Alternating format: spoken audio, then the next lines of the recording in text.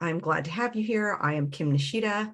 And if you are a spiritual business owner who just wants to help and serve more clients, then I am here for you. And this is what I always have to say. I love your business, if not as much, if not more than you do at times, because I love all aspects of business. And I know how frustrating it can be to authentically do all the parts of the business that sometimes we resist, right? Especially as intuitives, especially as people who are sensitive, we oftentimes resist traditional marketing because we are told to do things that just don't feel in integrity or in alignment with who we are. And that just doesn't seem right. And you're right, it's not. If you're doing marketing in a way that feels yucky or icky or gross, then that's not the right marketing for you. It's not going to work for you in the long run. You're probably going to start attracting clients you don't even enjoy or like working with. And I'm here to tell you that marketing does not have to be that way. And that's what I'm all about. That's my mission, is to get you to love your business, all aspects of it, especially marketing and sales, because when you're doing it authentically in the right way for you, you're going to love it. I guarantee it. You are so going to love it, because it's going to be like talking to your best clients ever and having a conversation or writing a love letter. That's how it should feel. So I'm here to help you with that. And today we're talking about being sensitive. This is, if you consider yourself an empath, I know that's a word that gets thrown around a lot, or just intuitive, introverted, quirky, black sheep, somebody who doesn't fit in the traditional roles, square peg in a round hole. Yeah, I'm talking to you. And being sensitive. So this is coming, I just recently had a session with one of my mentors, and this came up. I don't know if you know anything about human design, and it's not required here, but I just had been looking at my unconscious. So if you don't know what that means, don't worry about it. But my unconscious sun gate is number 19, which is sometimes talked about as the sensitive soul. And I know that's a lot of, that could be you, right? That could be something that you have thought of yourself as, someone who's just a sensitive soul, somebody who really can feel the emotions of others very easily, sometimes to the point where you take them on for others, and that can turn into kind of a dysfunctional thing and not feel good. It can feel super draining. And I was in this conversation with my mentor, and we were talking about this part of me, which I've always felt very keenly. And she was saying, well, being sensitive, do you see how that is your superpower? And absolutely, I do see and value being sensitive as a superpower. I can easily sense the needs of others. That's something that I have done very well. Another gate of mine is the 27 in human design, or the gene keys, which is like the empowered caregiver. And so that's part of who I am. I love supporting people. I can often read them and see what their needs are before they even know what they are. And that's been something I've very easily, a role I've taken on very easily throughout my life. So this is something we do for clients, right? It's easy for you. If you're here, if you're watching this video now, I know you're my people. If you're still with me, it's easy for you to tap into what's going on with your clients, to hear what's being said without them saying it, to read between the lines, to sense things that are happening that they can't even articulate, and maybe they're not even conscious or aware of, right? That is one of your superpowers for sure. You probably have also used this superpower to get you into the right opportunities and the right situations and collaborate and connect with the right people. Or you've steered away from the wrong people, right? You've just known or felt or sensed, without knowing why, you shouldn't work with a certain person or do a certain thing, right? Definitely a superpower. And my mentor also said, well, so we were talking about this, me being sensitive, and, that's not something that's always been celebrated, right? Like when I was growing up, Maybe I'm the only introvert in a family of extroverts. And so me being introverted was kind of labeled as shy. And it wasn't seen as something that was going to help me or serve me in life. So also, I was told I was too sensitive, like I was overly sensitive, stop being so sensitive. So it was done from a place of love, like, how are you going to survive in the world if you're so sensitive, if you're emotional, if you know, uh, certain things, like very much, I'm very connected with animals, and it was so easy for me back then as a child to cry over animals and things like that. And it's just, hey, you're just being too sensitive. Don't take it so hard.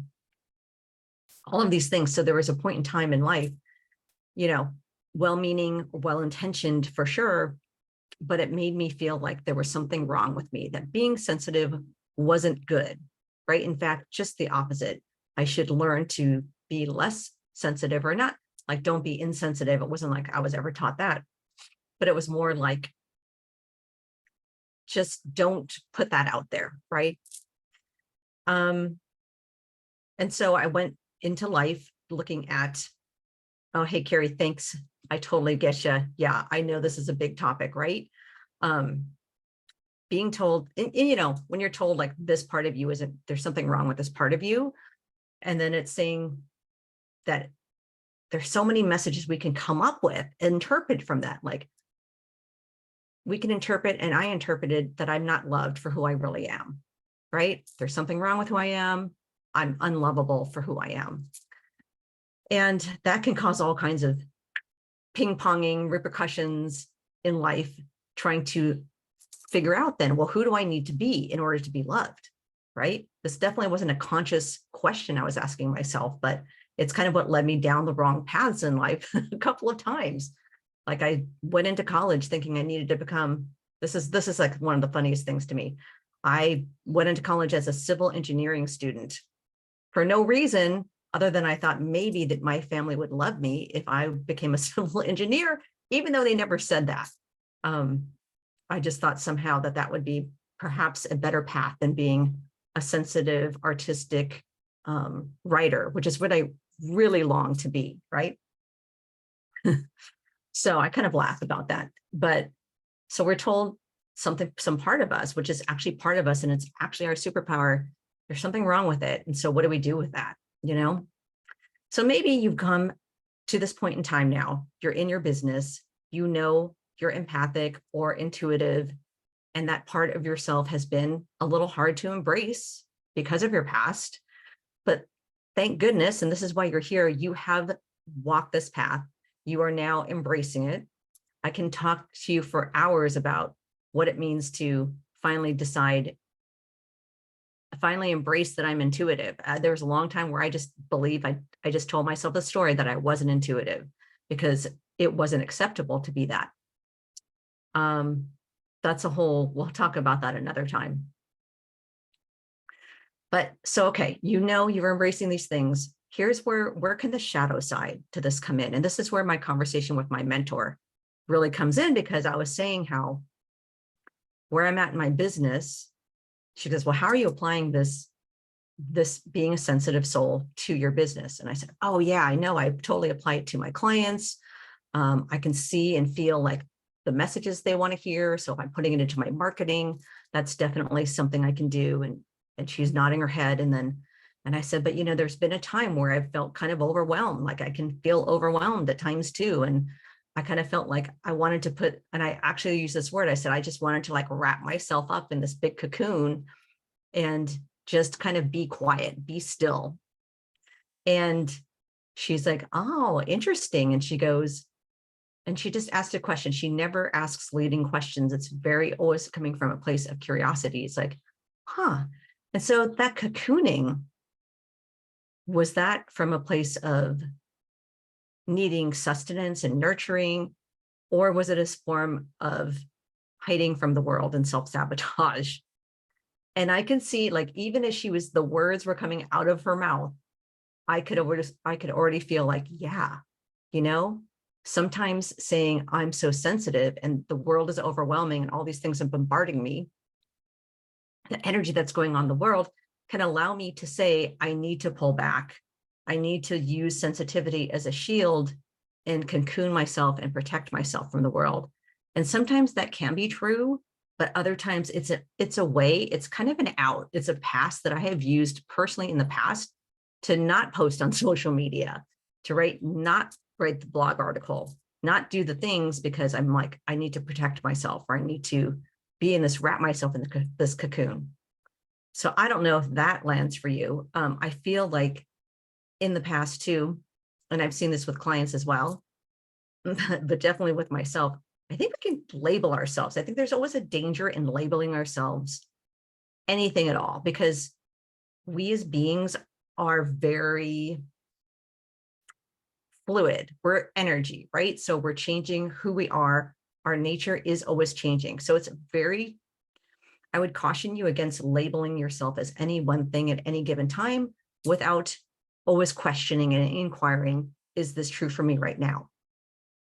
So I've seen this happen for people where they've labeled themselves, or society or their family or whomever, a teacher has labeled them as an introvert, right? And we know there's way more extroverts than introverts in the world. But there can be a point where we use that label introvert as an excuse, or a way of giving ourselves permission to hide. I have definitely been guilty of that, right? Like, I've done that. I've avoided going out, putting myself out at events or speaking on stages because it just seems too overwhelming. I'm an introvert. Extroverts do that kind of thing. Introverts don't, right? So then it kind of turns us into an us versus them thing, which is never good. Oh, there go my dogs. So I foster dogs. And so you might hear little dog paws every once in a while. That's what's going on here at this place. So I want you to think about too, how have you labeled yourself, and how have you allowed that to be something that allows you to opt out of being visible and being seen, right? Because you cannot get more clients, you cannot help more people if those people don't know about you. That is the honest truth. If you are not visible, you can't help anybody. So I think, and I've talked to clients, I've seen it for myself, like I'm fully guilty of this, of like, I can't go on video, or, I'm trying to think too. There was a really good example that I had, kind of like, instead of having like a show on YouTube, like introverts don't do that, which introverts totally do that. You can go onto YouTube right now and find introverts who are doing things that don't fit the introvert versus extrovert mold. So labels, just be careful. And I think we kind of sometimes use them for good and evil. Just always inquire, right?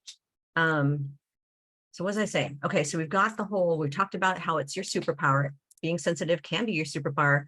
Claim it, sister, if that's what it is for you. I totally want you to embrace it. You can use it as a shield sometimes, like just be careful. Don't, the shadow side of being highly sensitive can be taking on the emotions and energies of others, which can be really dysfunctional and draining. We don't want you to do that. We don't want you doing that with your clients. We don't want you doing that with your marketing. Yeah, just be careful of that. And then how can you be using being sensitive as a way to sabotage? Just something to kind of look at, just be conscious of. Let me know. I would love to hear from you as well. Just put a comment in the chat, like what's going on? Like, how have you done that? Do you recognize yourself doing that in any way, shape, or form? I think there's so much beauty in the gifts that we have and the gifts we share with clients. I think there are times when we're afraid of others judging us because we've been judged in the past. And again, like I said, even if it's well-meaning, even if it's coming from love, if people are making part of you wrong or unlovable, there can be a lot of damage done from that. And it can be a long climb out of that, right? So once you've gotten there, just being clean about it. Because I think sometimes, and this is where people get into the whole triggered thing, if we're doing the work on it, but we're still not clean and to a neutral place with our energy on this topic, like say of being sensitive or being introverted or being empathic, then there's still some work to be done. There's still some inquiry. There's still some curiosity that you can bring to this topic. If something is setting you off, if you know that it's so easy for you to kind of tumble down the hill of feeling like you're being judged, my mind is, if people are judging you for being who and what you are, then those are not people who need to be listening to you. And you don't need to even care about what they say. Even if they're people even if they're people in your family, even if it's friends, right? If they're judging you for who you are, just let it roll off you. It's not, and I know that's not easy to do. I know it can be very hard, but that is, again, your mission. If you're taking this mission on, and I know you are because you're here, if you're taking this mission on to help more people, to heal more people, to use your gifts to help those people transform their lives, then this is just part of the road. It's going to happen. It's going to happen where someone's going to disagree with you, and that's fine. That is cool. People can disagree. And then you can just release them with love. Like, hey, I hear you. It's not for you. Totally get it. I'm not for you. My message is not for you. And it's not for everyone. And it's fine, right? So those are my thoughts for the day. I love you so much. Thank you for listening. Would love to hear from you as well. Feel free to comment. And yeah, we're going to keep having these conversations. We're going to keep having conversations about what it means to make that shift from feeling like who you are isn't okay to having the courage to step up and say, this is who I am, and this is what I'm doing with my life. That takes a whole lot of courage, my friend. And I applaud you. I'm sending you like a big virtual hug, right? Because that is not easy. And that is what's necessary. It's what's necessary in the world right now. And that's why you're here in this lifetime. So again, I love you and I look forward to seeing you in the next one. Oh yeah, I meant to say, so if you feel like you still have a lot of stories from your past, especially about this topic, about being sensitive or anything like that, if there's a lot of stories that are keeping you kind of trapped, then I invite you to take in my community, Soul Connection community, I have a 5-day Shift Your Story challenge. Happy to gift that to you for free. So if you want that, just comment back to me, or actually it'd be better. I'm sure I'm going to see it faster if you send me a private message and just send the word story, and I'll make sure you get access to it. I'll give you all the details. Okay. So that is it from me today. I love you and I look forward to seeing you on the next one. Bye for now.